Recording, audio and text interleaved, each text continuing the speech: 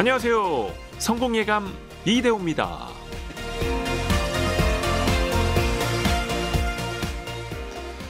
(10월 6일) 월요일 아침, 안녕하세요. 성공예감 이대호입니다. 저는 이대호입니다. 어디 가고 계신가요? 민족 대명절 추석을 맞아서 민족 대이동이 또 시작이 됐는데요. 우리가 또 신경 쓸 것들이 정말 많습니다. 오늘은 특히 돈 굴리기 특집을 저희가 시작하는 날인데요. 연휴에 배만 불러서는 안 되겠죠. 여러분의 지갑도 또 계좌도 같이 배불러줘야 할 텐데요. 찬바람이 불 때쯤 준비해야 한다라는 이제 배당주 투자가 있겠고요. 또 안정적이면서 알짜인 외환 투자도 있죠. 또 노후 대비를 위한 연금 투자법까지 저희가 이번 연휴 기간 동안 기초부터 실전까지 꼼꼼하게 같이 다져드리겠습니다. 오늘이 그 첫 번째 시간인데요. 배당주의 모든 것 잠시 후에 준비되어 있습니다. 그리고 오늘 2부에서는요. 이한 작가와 함께 조선시대로 떠나봅니다. 조선시대 우리 선조들 먹는 것에 진심이었다고 하는데요. 특히 조선시대 왕들은 그 온갖 산의 진미를 어떻게 즐겼을지 또 재미있게 들어보시죠. 고기를 사랑했던 세종, 먹는 것도 폭군이었던 연산군, 당시에도 저속노화를 실천했던 영조까지요. 재미난 이야기들 기다리고 있습니다. 성공예감 이대호입니다. 자주 검색하시면 성공이 가까워집니다.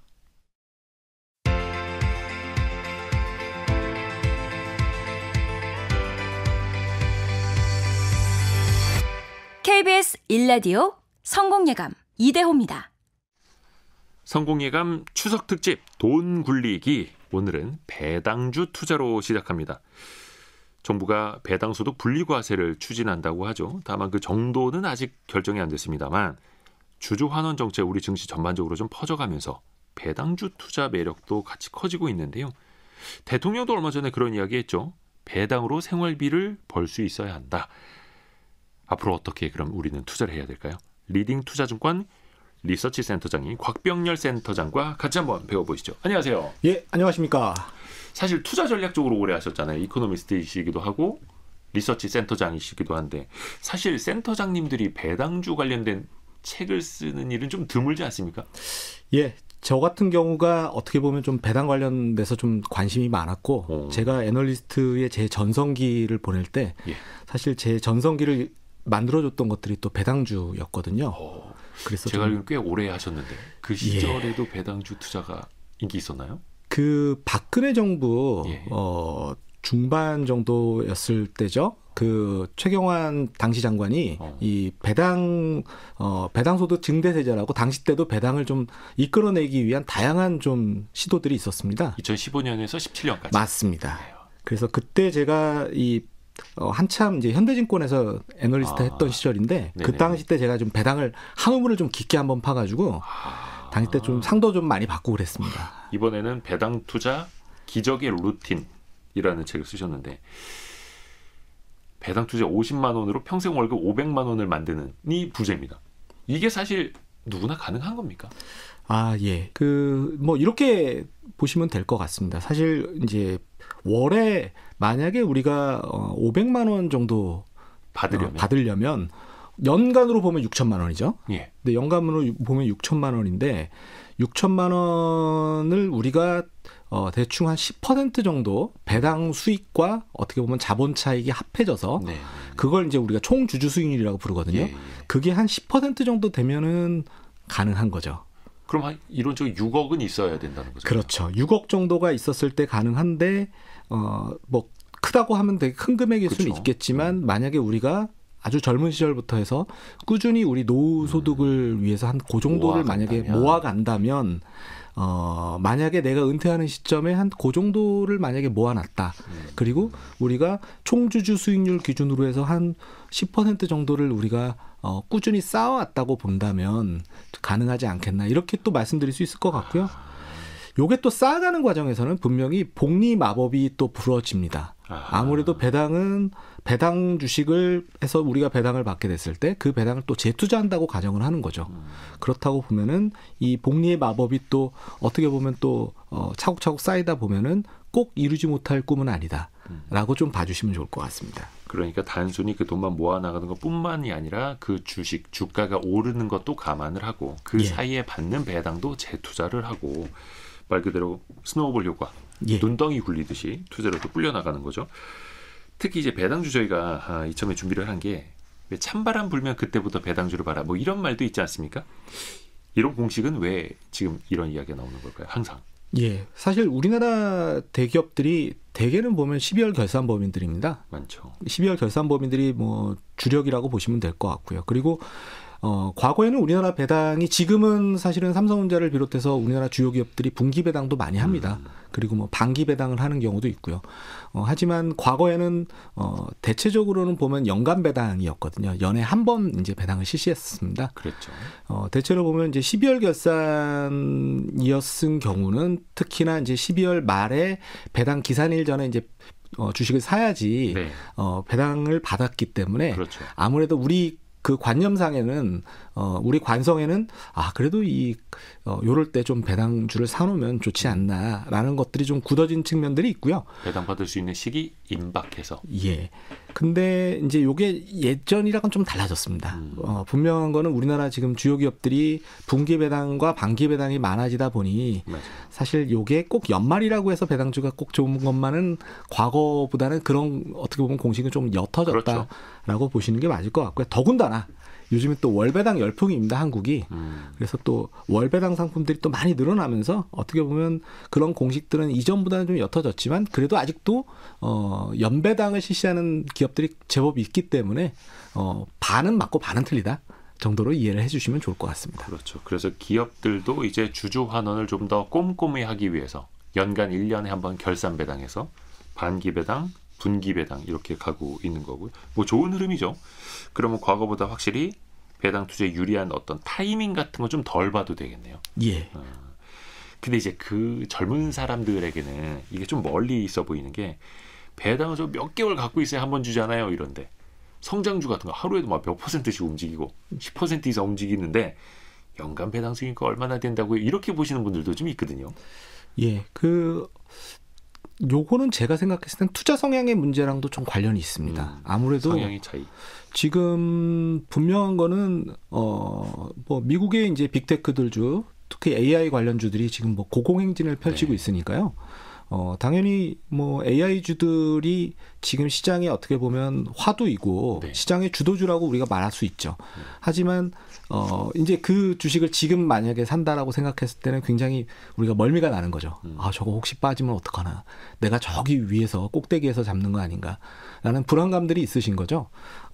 만약에 그런 멀미를 내가 많이 느끼는 나는 그런 성향을 가지셨다. 특히나 나는 만약에 이게 큰 변동성을 좀 감내하기 나는 좀 힘든 멘탈을 가지셨다라고 본다면 저는 배당주가 굉장히 잘 맞는 어떻게 보면 옷이 될 수도 있다고 생각되는 게요. 배당주는 사실은 인컴도 주거든요. 배당이라는 인컴이 있기 때문에 그렇죠. 그게 일종의 안전마진 역할을 합니다. 예를 들면은 현대차 EUV 같은 경우 배당 수익률이 거의 뭐 6% 정도 되거든요. 현대차 제2우선주. 예. 그러면 이렇게 생각할 수가 있는 거죠. 지금 한 6% 빠져도 나는 내 배당으로 사실은 아직은 마이너스가 아니다. 이렇게 생각하실 수가 있는 거니까 배당은 또 한편으로는 이렇게 안전마진 어떻게 보면 매트릭스 같은 역할을 하는 거죠. 높은 곳에서 이렇게 떨어지더라도 그래도 이 충격을 완화시킬 수 있는 완충작용을 해주는 배당이라는 것들이 있기 때문에 그런 부분들이 굉장히 좀 지금 시점에서는 우리가 볼 수 있는 부분이라고 말씀드릴 수 있을 것 같고요. 더군다나 우리나라는 지금 주주환원 지금 강화하려는 그렇죠. 움직임이 상법 개정도 그렇고 그리고 지금 재계에서도 어느 정도는 지금 감안을 하고 있습니다. 배당을 이제는 과거보다는 조금 더 늘려야 된다는 것들이 어느 정도 사회적 합의가 만들어지는 과정이니까 시대적 흐름이라는 거죠. 예, 우리나라 기업들이 만약에 기존의 배당이 굉장히 약했던 것들이 강화가 된다라고 보면 이거는 그 배당 수익률만 좋은 게 아니라 어떻게 보면은 그 해당 주가에도 굉장히 좋은 영향을 줄 가능성이 높습니다. 이걸 이제 조금 어렵게 표현하면 배당 신호가설이라고 부르거든요. 배당을 향후에도 주겠다라고 하는 시그널을 계속 보내주면 그건 굉장히 주가에 좋은 재료거든요. 그렇죠. 그래서 그런 측면에서도 우리가 배당을 조금 더 넓게 좀 보실 필요가 있는 거 아닌가 이렇게 판단하고 있습니다. 참고로 오늘 방송에서 언급되는 그 종목들은 추천의 개념은 아니고요. 예시를 들어드리는 겁니다. 예시를. 모든 판단 이제 본인 책임하에 직접 하셔야 된다는 것도 한 번 더 강조드리고요. 근데 이제 아까 잠깐 시가 배당률 말씀을 좀 해주셨는데 일단 그러면 배당금을 많이 줄수록 좋은 거다. 이렇게 생각을 하면 됩니까? 아니면 여기에도 좀 함정이 있습니까? 당연히 함정이 있습니다. 예를 들면 배당을 많이 주는 것들은 뭐 예를 들면 회사가 가지고 있는 잉여현금이 대단히 많거나 이익잉여금이 많이 쌓여가지고 그것들을 주주들에게 만약에 뭐 의리의 표상으로 준다라고 하면 그거는 굉장히 좋습니다. 좋은 시그널이고 우리가 이제 그런 기업들을 찾아서 배당주 투자를 해야 되는 게 맞고요. 근데 그렇지 않은 경우들도 있습니다. 예를 들면 이익잉여금을 다 소진했는데도 불구하고 어떻게 보면은 뭐 적자 배당을 하는 그런 경우들이 있거든요. 아니면 또 일시적으로 뭔가 이 업이 그 해당 산업 자체가 굉장히 좀 플럭추에이션이 굉장히 커서 변동성이 너무 높아서 뭐 한 번은 배당했다가 또 한 번은 쉬거나 뭐 이런 경우도 있고요. 그래서 왔다 갔다 하는 경우들도 있기 때문에 그 기업이 속한 산업의 특성상 또 어쩔 수 없을 수도 있을 거 아닙니까? 예, 어쩔 수 없을 수도 있지만 배당주 투자자의 관점에서 놓고 보면 우리가 믿을 수가 없는 거죠. 그 주식을 투자할 때는 그래도 우리가 배당을 준다라고 하는 어떻게 보면은 우리는 고유한 이 배당 투자를 하고자 하는 목적이 되게 있는데 그 목적에 부합하지 않게 너무 왔다 갔다 하게 되면은 이게 과연 이 배당주인가? 아니면 이건 그냥 차라리 이거는 이 변동성을 내가 견뎌낼 거면 차라리 그냥 성장주를 하지 네. 이렇게 생각하실 수가 있는 거죠. 그래서 제가 생각했을 때는 시가 배당 수익률이 높은 것도 물론 좋지만 제가 생각했을 때 가장 우리가 중요하게 보셔야 될 건 연속 배당 성장률이라고 저는 생각이 됩니다. 왜냐하면 이거는 우리가 배당주를 볼 때 가장 중요하게 보셔야 되는 것들은 이 배당주라고 하는 기본적인 컨셉을 가지고 있는 종목들은 대체로 보면 기업의 수명주기로만 놓고 보면 이 성장기를 좀 지나가서 성숙기 내지는 쇠퇴기로 들어간 기업들이 많습니다. 네. 그런 기업들은 기본적으로는 그래도 기업 내부에 좀 배당 재원들이 좀 어느 정도 있어야 되거든요. 네. 그러려면 그거를 우리가 확인할 수 있는 방법은 가장 뭐 재무제표를 보실 수 있는 방법도 있겠지만 과거에 그래도 꾸준하게 배당을 했다라는 것들은 기본적으로는 그런 어떻게 보면 저력을 나타내 주는 거기 때문에 그리고 거기에다가 배당금을 조금씩이라도 올려주려고 애를 썼다.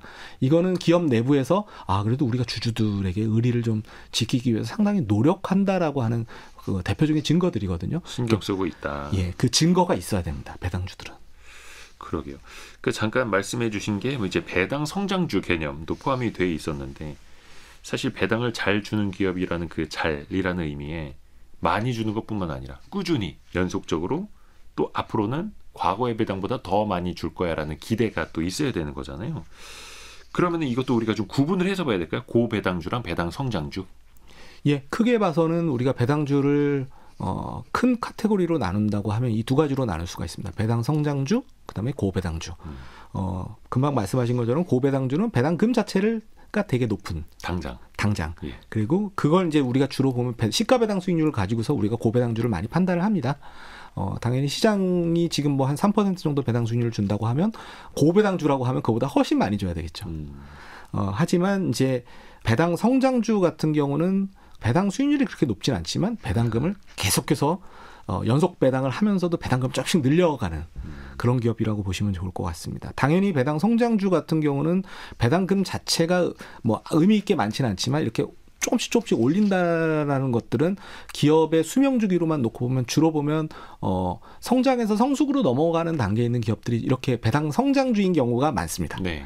그다음에 이 고배당주 같은 경우는 그래도 이전에 배당을 할 수 있는 여력을 굉장히 많이 쟁겨놨어야 되기 때문에 이런 기업들은 성숙기 내지는 쇠퇴기로 가는 와중에 있는 기업들이 또 어떻게 보면 해당이 많이 되기 때문에 조금은 컨셉들이 차별화가 된다라고도 보실 수 있을 것 같습니다. 근데 그 배당 성장주라고 해도 산업 자체가 기업 자체가 계속해서 성장하면서 돈이 많이 벌려서 배당금을 늘리는 경우랑 잠깐 이야기해 주신 것처럼 그 산업이 이제 정체돼 있는데 실적도 계속해서 작년에도 100억, 올해도 100억, 내년에도 100억 버는데 그 안에서 배당금만 늘려가는 회사들도 있지 않습니까? 예. 이것도 구분을 좀 해봐야 되죠. 예, 당연히 이제 구분을 하실 때 또 요런 구분들을 또 요즘에 거래소에서도 좀 편안하게 하라고 인덱스들을 다 만들어 놨습니다.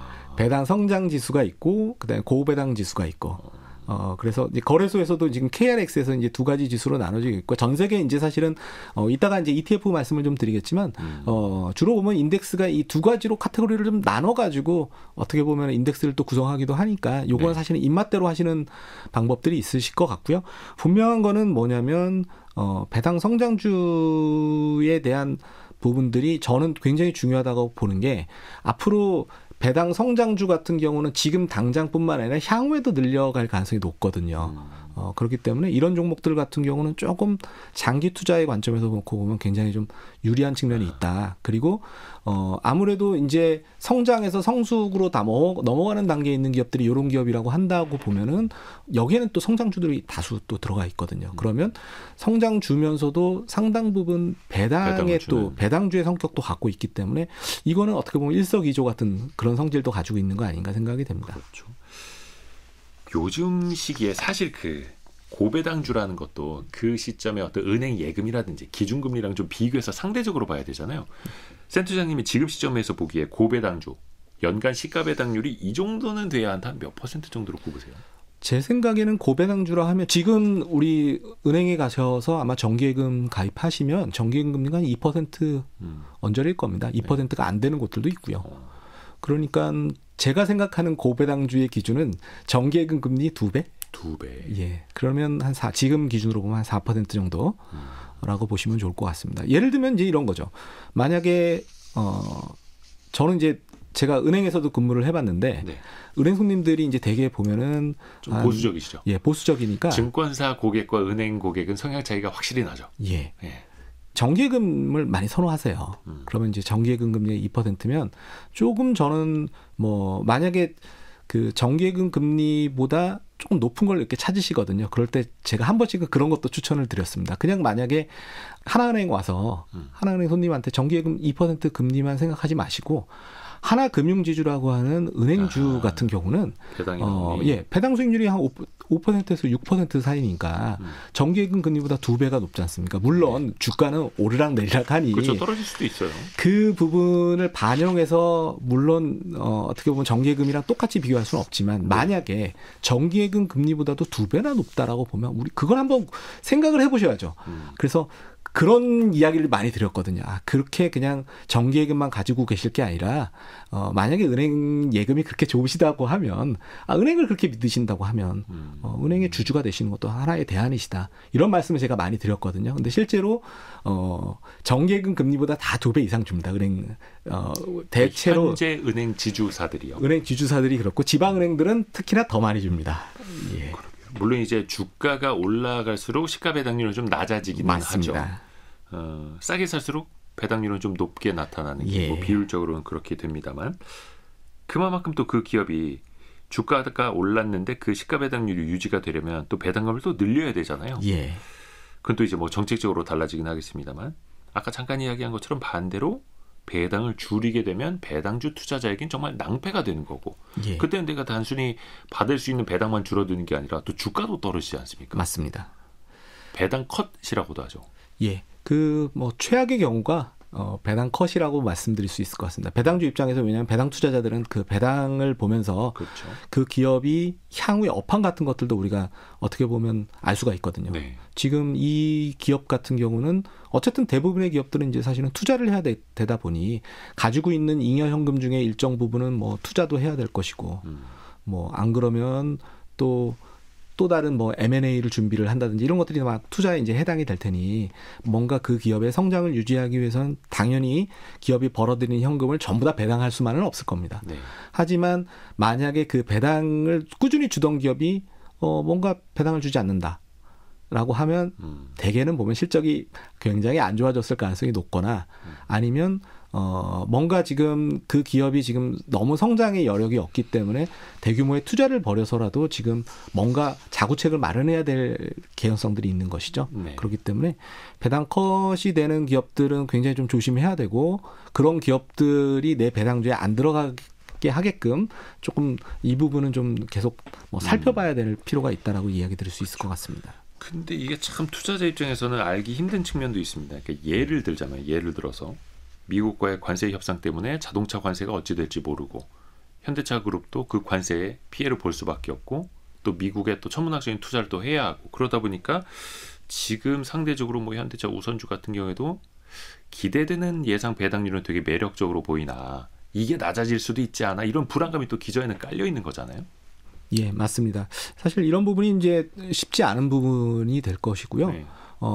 하지만 이제 분명한 거는 현대차의 예시를 지금 드셨지만 현대차의 지금 캐시카우는 의외로 EV는 아니고요. 그냥 하이브리드가 지금 현대차의 캐시카우입니다. 원래부터 그랬고요.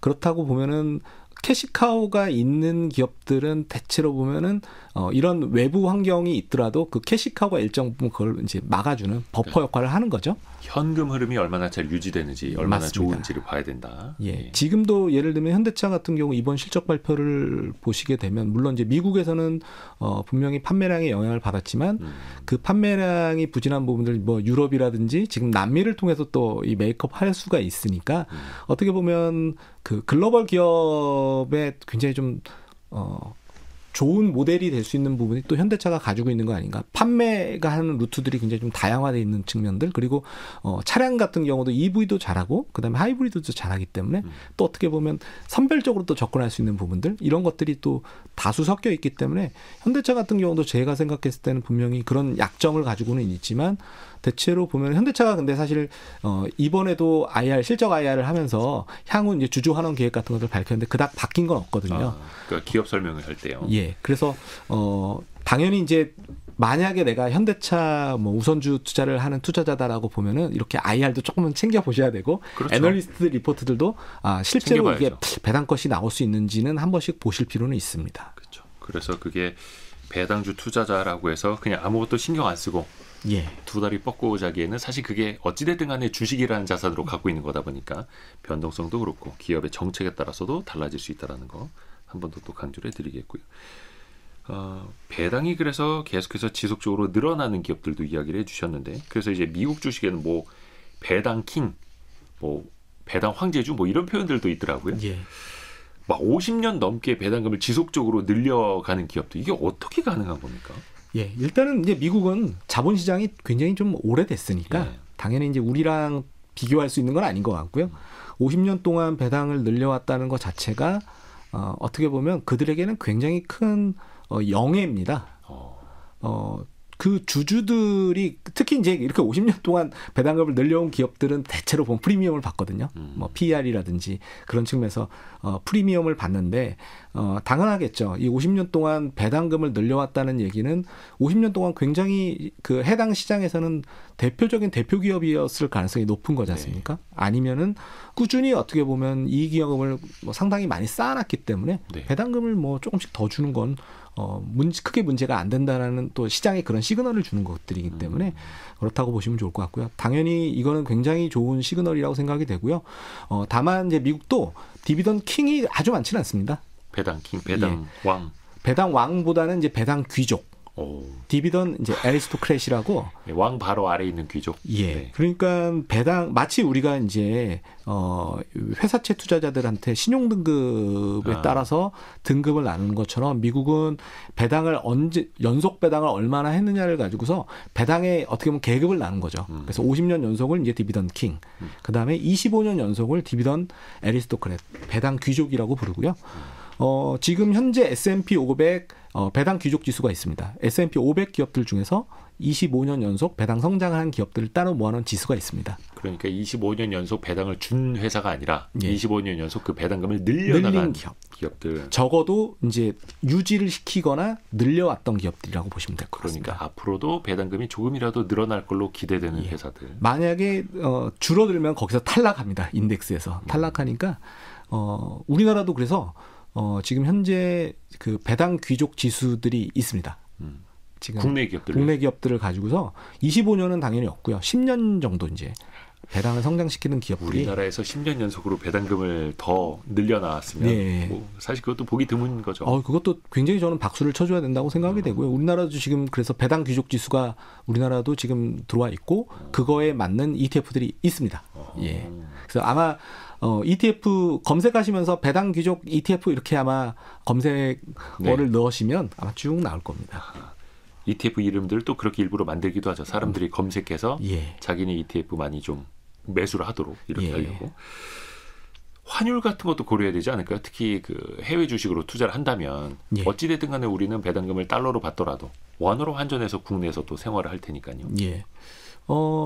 저는 이 부분을 이제 이야기 드리면 과연 이제 우리가 고민하실 필요가 있습니다. 한국 사람들이 과연 네.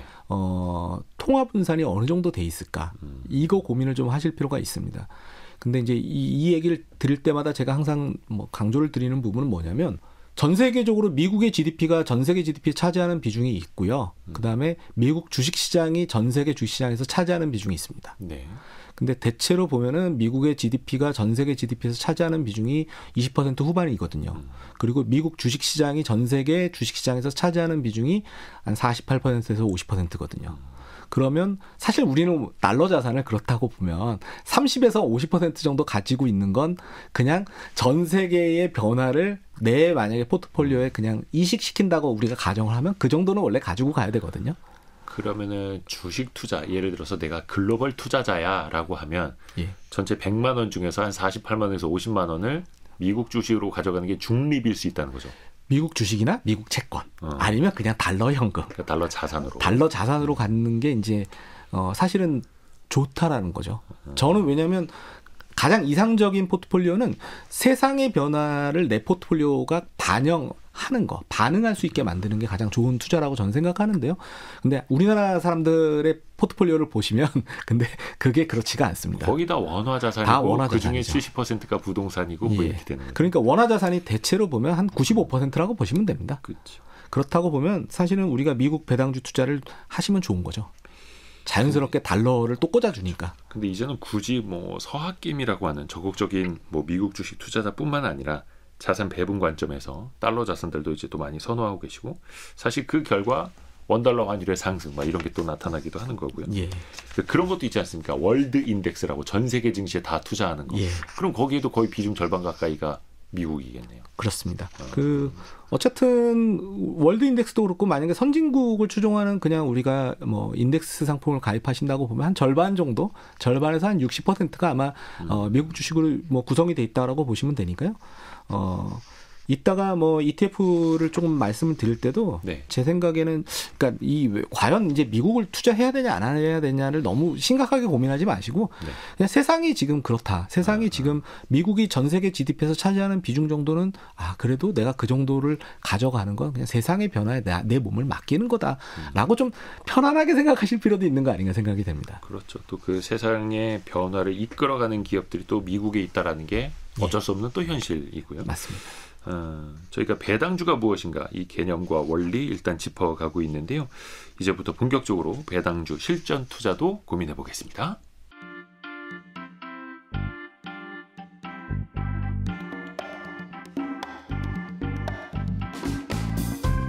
지금 여러분께서는 KBS 1라디오 성공예감 2대호입니다를 듣고 계십니다. 프로그램에 참여하신 청취자 여러분께는 추첨을 통해 아름다운 식탁 창조 주비푸드에서 뿌리 담은 리얼 생와사비를, 쉽고 빠른 판촉물 제작 시너지 기프트에서 고속 충전 마우스패드를, 그리고 성공예감에서 준비한 커피 쿠폰을 보내드립니다. 당첨자는 성공예감 2대호입니다 홈페이지에서 확인하세요.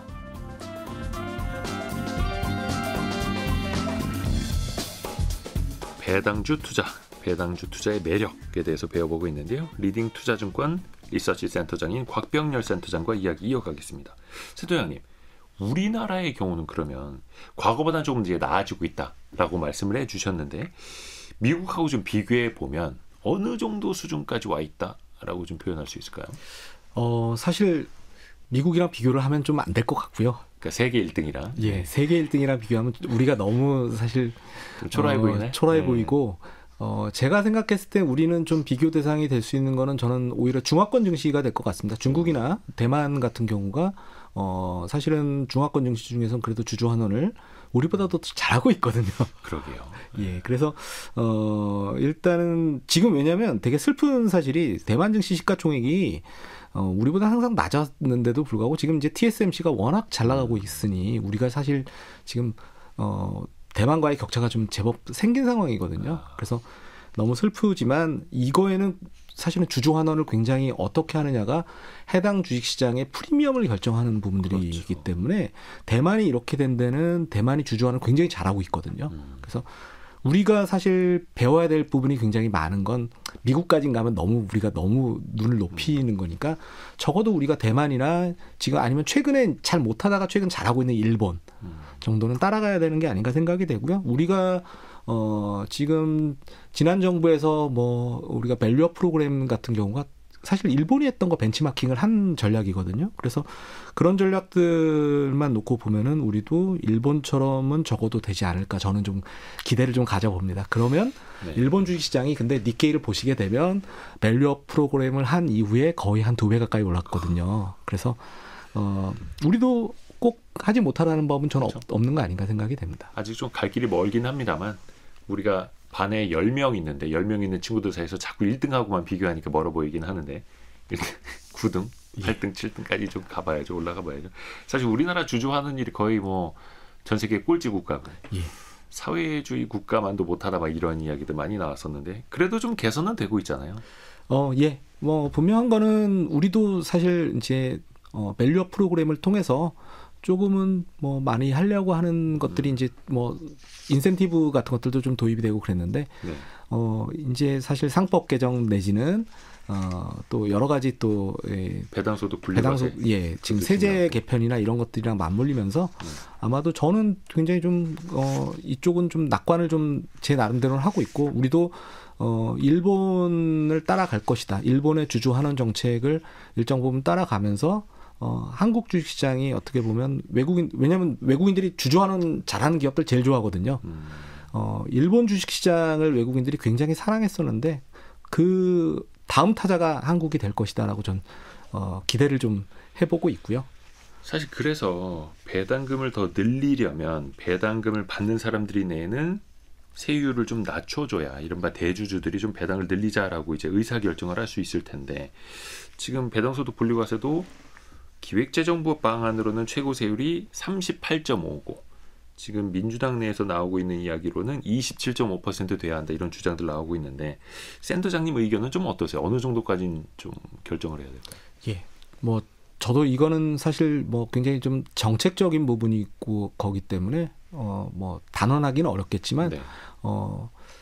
우리가 그래도 뭐 벤치마킹 하려고 하는 일본이라든지 대만 쫓아가려면 어느 정도는 뭐 적정화 시켜주는 게 좋다고 생각이 됩니다. 그래야지 이제 대주주들이 이거를 그냥 배당 안 하고 넘어가서 나중에 그냥 뭐 증여나 상속으로 하는 그 세율이 더 유리하냐 아니면 지금 당장 배당해서 내가 배당받는 거에도 일정 부분 세금 내고 그냥 넘어가는 게 나은 건지 그 어떻게 보면 인계점을 만들어주는 게 굉장히 좀 필요할 텐데 아마도 지금 민주당 안 지금 말씀하신 안 자체가 아마도 그 정도의 분기점이 되는 안이라고 저는 보고 있습니다. 그래서 그 정도가 된다라고 보면 굉장히 좀 우리가 기업들이 어떻게 보면 배당을 할 수 있는 나름대로의 이제 배당을 받는 대주주들 입장에서 봐도 이거 그냥 우리가 배당 안 하고 나중에 그냥 증여해 주는 게 낫다 이런 마음이 안 들게끔 만들어주는 정도의 어떻게 보면 인센티브가 나타나야 되는 거고 그렇죠.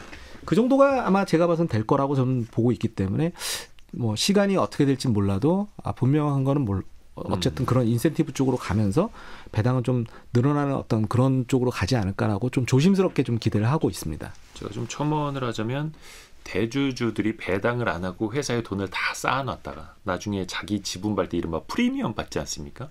높은 값에 그렇게 팔면은 대주주 양도세율이 27.5%가 최고로 적용이 되는데 근데 배당으로 본인이 받아오면 현재는 49.5%. 정부 안에 따르면 38.5%면 여전히 그냥 배당 안 하고 회사 매각해서 내가 프리미엄 받는 게 더 낫지 이렇게 생각을 한다는 거죠. 그래서 대주주 양도세율이랑 그 최고세율을 배당세율도 같이 좀 맞추는 게 맞지 않느냐 이런 이야기들이 또 나오는 거고. 그 부자감세 프레임이 좀 강하긴 한데 10년 전에 그 배당소득 증대세제 했을 때는 우리나라 주식 투자자가 500만 명 안팎이었고 지금은 1,500만 명 안팎 아닙니까? 거의 경제활동인구 2명 중에 1명 오히려 더 그 이상 주식 투자 인구가 훨씬 더 늘었기 때문에 이제는 배당을 확대하도록 한다라는 게 부자 감세는 또 아니다라는 걸 또 확실히 좀 알 수 있는 그런 시기이기도 하고요. 조금 더 디테일하게 한번 들어가 볼까요?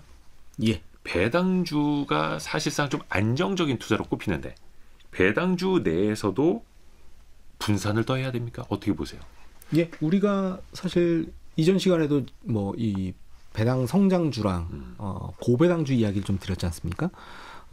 제가 생각했을 때 이 배당 성장주와 고배당주를 어떻게 믹스하느냐가 굉장히 또 중요한 전략이 될 것 같습니다. 왜냐하면 내 포트폴리오 전체적으로 배당이라는 신뢰감이 큰 추가적인 어떻게 보면 인센티브가 붙어 있는데 네. 이 배당을 지금 당장 다 뽑아 먹을 건지 그게 고배당주인 거고 네. 아니면 이걸 난 오랜 기간 동안 나눠서 누릴 거야 라고 하는 그 성질이 맞붙어 있기 때문에 저는 이렇게 추천을 좀 드립니다. 만약에 20, 30대다 라고 하면 제가 생각했을 때 이것도 가장 내가 함께 할 수 있는 종목이 어떤 게 가장 주식이 좋으냐면 그 기업과 내가 함께 성장하는 그 시기. 그러니까 예를 들면 아직 내가 지금 이제 사회 초년생이고 이제 사회에 이제 막 들어왔다라고 하면은 어떻게 보면은 그 내가 계속해서 기업을 다니거나 회사를 다니거나 이럴 때도 그 해당 기업도 여전히 활발하게 활동할 수 있는 기업에 투자하는 게 맞거든요. 그게 제가 봐서는 아무래도 그 수명 주기로만 놓고 보면 배당 성장주일 가능성이 높거든요. 그래서 내가 만약에 사회 초년생이라고 하면 배당 성장주를 통해서 계속 배당금을 재투자 이렇게 하시는 전략이 그래서 좀 눈덩이를 크게 하시는 게 좋은 전략이라고 생각이 되고요. 근데 이제 은퇴를 앞두시면 뭐 성장만 필요한 게 아니라 내가 이제 현금을 찾으셔야 되잖아요. 안정. 그때는 사실은 고배당주들이 아무래도 현금을 많이 지급하니까 그걸로 내가 어떻게 보면 생활비를 쓰실 수도 있기 때문에 나이가 드시면 드실수록 고배당주의 비중을 늘리는 전략. 그래서 그렇게 믹스를 좀 하시는 게 가장 저는 좀 이상적이라고 보고 있고요. 우리가 그 자산 배분을 할 때도 나이가 들수록 채권처럼 조금 더 안정적인 비중을 가져가야 된다라고 이야기를 하는데 배당주 내에서도 나이가 들수록 조금 더 안정적인 배당주. 근데 젊을 때는 조금 더 그래도 공격적인 배당주. 이 안에서 또 나뉘네요. 또 하나 많이들 고민하시는 게 그러면 개별 기업 고배당주로 투자를 하는 게 나을지 아니면 ETF로 묶어서 사는 게 나을지 센터장님은 좀 어느 쪽에다 더 무게를 두세요? 이거는 굉장히 성향의 문제인 것 같습니다. 만약에 내가 조금 더 적극적으로 종목들을 좀 선별해서 나름대로는 더 많은 수익을 내볼 거야 라는 자신이 있으시면 이제 개별 종목을 공부하시는 건데 근데 저는 개별 종목을 공부하실 때도 대원칙은 뭐냐면 인덱스에 있는 상위 종목을 가지고 하시는 겁니다. 그냥 아무 종목이나 하시면 안 되고요. 예를 들어서 배당 ETF에 한 20개 우량 그 고배당주가 들어있으면 20개 중에서 배당 수익률이 가장 좋은 상위 몇 개만 배당 수익률로 보시지 말고 아예 그냥 시가총액. 예, 배당 되게 보면 지금 배당 성장 인덱스나 지금 거래소 가시면 다 찾을 수 있습니다. 배당 성장 인덱스나 고배당주 인덱스에 보시면 시가총액 부분으로 해서 이제 웨이트가 매겨집니다.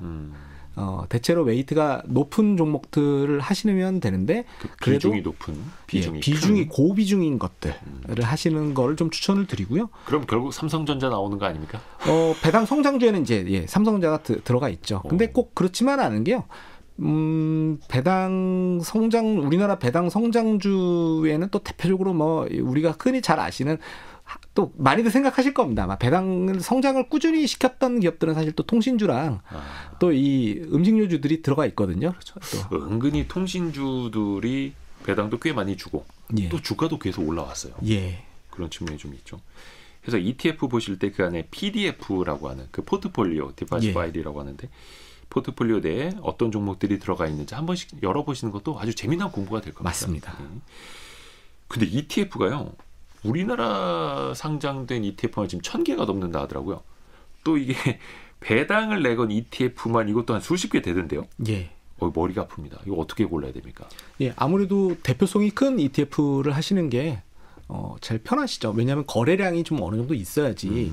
거래량이 없는 ETF들 같은 경우 물론 이제 시장 조성자들이 LP라고 하는 분들이 이제 호가를 만들어가지고 매수호가, 매도호가는 만들어는 주지만 호가 차이가 많이 벌어지거든요. 그렇다고 보면 사실은 이렇게 금방금방 매매하시기가 조금 불편하시니까 그래도 거래량이 있는 ETF를 하시려고 하다 보면 그래도 AUM이 좀 어느 정도 있는 ETF를 하셔야 되는 부분들이 있는 것 같고요. 그러니까 총 자산 덩치가 좀 큰 ETF 중심으로. 맞습니다. 그래야지 가격 차이가 내가 살려고 하는 가격과 그쪽에서 팔려고 하는 가격 차이가 별로 덜 나게 돼 있습니다. 그래서 그 부분을 좀 고려를 해주시면 좋을 것 같고요. 당연히 지금 우리나라는 ETF 시장을 양분하고 있는 뭐 타이거 코덱스가 있으니까 거기서 이제 찾아보시는 것도 있지만 또 이 배당을 굉장히 잘하는 또 ETF사가 또 이 플러스라고 하는 그러니까 한화자산운용이죠. 한화자산운용도 대표적으로 또 국내 배당 투자에 또 어떻게 보면 굉장히 강자인 ETF를 보유하고 있습니다. 그래서 또 우리나라 지금 자산운용사들 중에서도 ETF 배당 ETF들도 자기들이 잘하는 분야들이 조금 나눠져 있으니까요. 그런 거 제가 지금 뭐 몇 가지 예시를 들었지만 이거 사실은 검색어 치시면 다 나옵니다. 예, 그래서 한번 비교해 보시는 것도 좋으실 것 같습니다. 근데 이제 고배당 ETF가 다 비슷한 거 아니야? 특히 뭐 이제 한국거래소에서 만드는 고배당 지수를 추종하는 별 차이 없지 않나? 또 이렇게 보실 수도 있거든요. 그럼 그 안에서 어떤 차이들이 좀 있는 걸까요? ETF마다? 이제 ETF들마다 보면은 요즘에는 액티브라는 것들이 또 붙는 ETF들이 있습니다. 네. 그래서 훨씬 더 운용사들이 조금 운용의 폭을 또 폭넓게 쓸 수 있는 ETF들이 또 있고요. 그러니까 정해진 지수만 따라가는 게 아니라 그 안에서 펀드 매니저가 나는 이 배당주가 더 좋던데라면 그거 좀 더 넣을 수 있는 그런 액티브 ETF들도 있고요. 그 다음에 배당 인덱스도 거래소에서 나와 있는 인덱스를 그대로 쓰는 경우들도 있지만 또 그 인덱스가 아니라 지금 해외에 나와 있는 인덱스, 아까 제가 뭐 배당 기족 말씀을 드렸지만 해외에 있는 배당 기족 인덱스를 또 어느 정도 복제를 한 그게 이제 매경에서 이제 MKF라는 지수를 뭐 만들어가지고 또 그런 거를 추종하는 또 배당 인덱스를 하는 경우들도 있고요. 그래서 그 인덱스 같은 경우도 조금씩 차별화되어 있다고 보시면 될 것 같습니다. 그러니까 그 지수를 만드는 지수 사업자들은 지수를 형성해주고 자산운용사는 그 지수를 따라가는 모델로 ETF를 만들어서 운용하고 예를 들어서 우리가 많이 하는 FTSE MSCI 이런 데들도 어떻게 보면 뭐 파이낸셜 타임스 뭐 이렇게 회사 이름 갖다 붙인 거 아니겠습니까? 그래서 지수라는 개념도 좀 알고 계시면 좋을 것 같고 또 요즘에 이게 또 인기입니다. 커버드 콜 ETF. 사실 이게 구조는 쉽지 않거든요. 그런데 인기가 많더라고요. 그 아무래도 그 배당주만 들어가는 게 아니라 콜옵션을 매도하게 되면 이 옵션 프리미엄이라는 것들을 받기 때문에 사실 이거 조금 어려운 표현인데 커버드 콜과 옵션 매도 설명은 한 1시간을 해도 모자랄 겁니다. 근데 이게 월배당의 재원이 되는 거잖아요. 맞습니다. 그러니까 미국 같은 경우가 이 커버드 콜 전략을 쓰는 것들이 최근 몇 년 사이에 뭐 엄청나게 인기가 많았습니다. 예를 들면은 엔비디아의 커버드 콜, 테슬라의 커버드 콜 이렇게 해가지고 당연히 그런 콜옵션의 프리미엄이 되게 높거든요. 그래서 거기에서 월 배당 수익률을 전부 다 합한 연간 배당 수익률이 뭐 20% 넘는 류의 이제 커버드 콜들도 나오고 막 그랬었습니다. 그래서 이게 뭐 대단히 인기가 많았던 전략인데 그냥 쉽게 생각하시면은 이 커버드 콜 그렇게 어렵게 생각하지 마시고요. 커버드 콜 전략을 쓰는 게 우리가 사실은 자동차 보험이 대표적인 커버드 콜이라고 보시면 됩니다. 우리가 자동차 보험 뭐 30만 원, 40만 원 내시지 않습니까? 그러면 보험사는 사고가 안 나면 그거 그냥 다 주파는 거지 않습니까? 그게 월배당으로 받는다고 생각하시면 돼요. 보험사 입장에서 이제 옵션 매도한 그 프리미엄을 수취하는 겁니다. 그거를 우리가 이제 거꾸로 이제 우리가 수취하는 거라고 생각하시면 되거든요. 그래서 그렇게 생각하시면 그렇게 뭐 그런가 보다 생각하시면 되는 것 같고 이건 아니면 제가 조금 시간이 걸려가지고 길게 설명을 못 드릴 텐데 이거 많이 그런 식으로 설명을 많이 하세요. 뭐 그냥 아이폰을 갖고 있는데 아이폰을 만약에 내가 지금 100만 원짜리 아이폰이 있는데 이거를 내가 120만 원에 사줄 수 있는 권리를 이제 파는 거예요. 팔게 되면 그 권리가 이제 10만 원인데 그 10만 원 받는 거다. 이렇게 생각하시면 되거든요. 그러니까 옵션이라는 것이 어떤 권리, 거기도 이제 금융이다 보니까 그 권리에도 가격이 붙는 거고, 콜옵션은 이 주식을 살 수 있는 권리인데 이거를 먼저 팔아서 그걸로 얻는 수익으로 월 배당을 돌려드린다. 맞습니다. 이렇게 설명을 좀 드리면 될 것 같고, 근데 사실 이제 콜옵션을 이제 매도를 하기 때문에 어떻게 보면은 이 기초자산의 주가가 올라가는 걸 100% 다 못 따라가잖아요. 맞습니다. 그래서 상승장일 때는 약간 좀 상승률에서 소외되죠. 소외가 될 수도 있는 거고 이걸 좀 기본적으로 좀 아셔야 되겠고 그래서 특히 커버드 콜 ETF 관심 있으신 분들은 조금 더 공부가 필요하다라는 거. 예. 우리나라 지금 월배당 ETF들이 대체로 보면 이렇게 다 커버드콜 ETF라고 보시면 됩니다. 그래서 지금 아마 월배당 ETF 많이들 좋아하실 텐데요. 네. 월배당 ETF는 이런 전략을 통해서, 왜냐하면 지금 우리나라 월배당 ETF들 대체로 보면 인기 많은 것들이 다 월 기준으로 보면 1% 넘게 배당하거든요. 대부분 커버드콜 ETF가 많고요. 커버드콜이랑 이제 배당주도 이런 거 이제 섞어 놓은 건데 1% 이상이라는 얘기는 연간으로 보면 이제 한 12% 정도. 엄청난 거죠. 예, 엄청난 거죠. 그렇게 배당이 이제 나오는 또 거죠. 비판적인 시각에서 보면 제살 깎아서 주는 거 아니냐 이렇게 보기도 하고. 근데 그게 제살 깎아서 배당 준다라는 말이 또 틀린 건 아닙니다만 그 살집이 계속 커져야 된다라는 거. 표현이 적절한가요? 이게 근데 미국 입장에서 보면 어떤 회사는 1월 결산법인이고 어디는 8월 결산법인이고 어디는 10월 결산법인이니까 이걸 적절하게 믹스를 하면 월배당이 그냥 주식 투자만으로도 가능한데 우리나라는 대부분 기업이 다 12월 결산법인이다 보니까 월배당을 만들기가 또 쉽지가 않죠.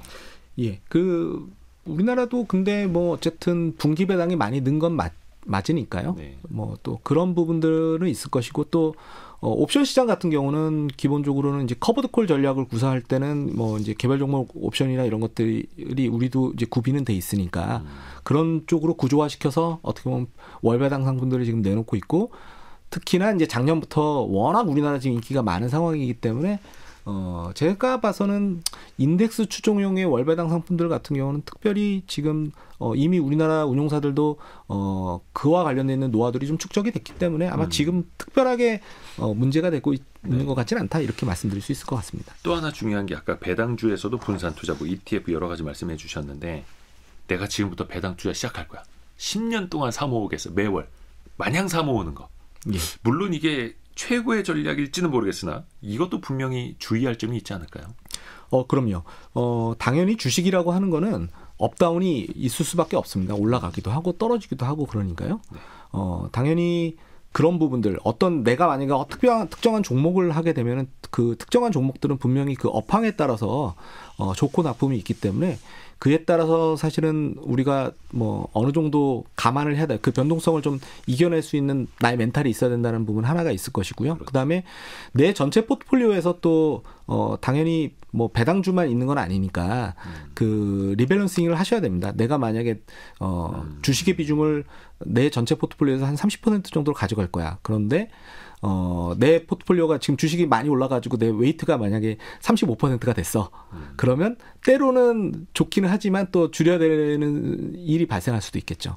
그리고 이 부분은 또 앞서 말씀드린 배당 성장주와 고배당주의 나의 웨이트는 절반이야. 반반씩 나는 내 주식 포트폴리오 구성할 건데 또 어느 시기가 되면은 1년을 내가 해봤더니 원래 반반이었는데 한쪽이 주가가 많이 올라서 하나는 60이 되고 하나는 40이 됐을 거잖아요.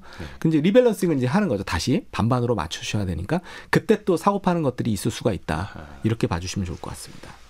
시장에서 변동성은 친구인 거고 리밸런싱, 그러니까 항상 내가 투자한 포트폴리오에 관심을 갖고 자산 배분 관점에서 재배치를 또 항상 염두에 두는 거예요. 이것 또한 중요합니다. 오늘 리딩 투자증권 리서치 센터장인 곽병렬 센터장 통해서 배당주 투자 배워봤습니다. 고맙습니다. 감사합니다. 아이고 감사합니다. 저희가 노래 하나 들으면서 1부 마무리하려고 하는데요. 잭 존슨의 Better Together라는 노래가 준비되어 있습니다. 저희가 2부에서는요. 이한 작가와 함께 조선시대로 떠납니다. 임금님들도 추석에는 좋은 음식 많이 드셨겠습니다만 이분들은 평소에도 좋은 음식 많이 드셨겠죠. 임금님들의 밥상, 수라상을 또 재미나게 이야기해 보겠습니다. 10시 5분에 금방 다시 돌아옵니다.